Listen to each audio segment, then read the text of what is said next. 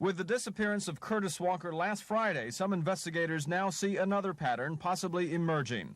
It began with Lubie Geter, who disappeared January 3rd. He was Atlanta's first victim in 1981.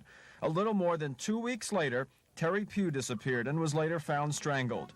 2 weeks to the day after that death, Patrick Baltazar was abducted and murdered. Now, exactly 2 weeks later again, Curtis Walker has been placed on the task force list.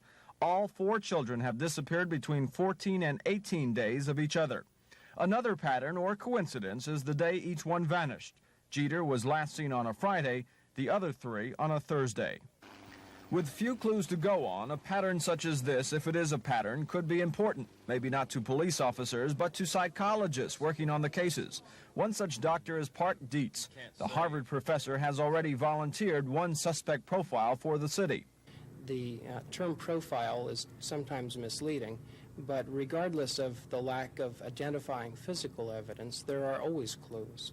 The time of day, the location of a body, the characteristics of the victim, all are clues.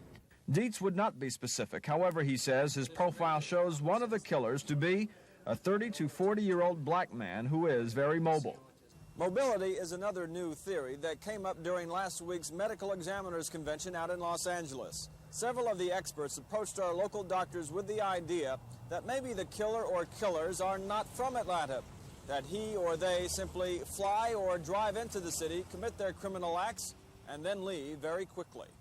Others told me at the convention that theory may sound far-fetched. However, they claim it would not hurt the task force to check out airline computers just in case. That is one among several theories that Fulton County's medical examiner and Georgia's crime lab chief brought back to Atlanta. Robert Stivers and Larry Howard will now sit down with Atlanta investigators to map out future plans. Ernie Bjorkman, Action News.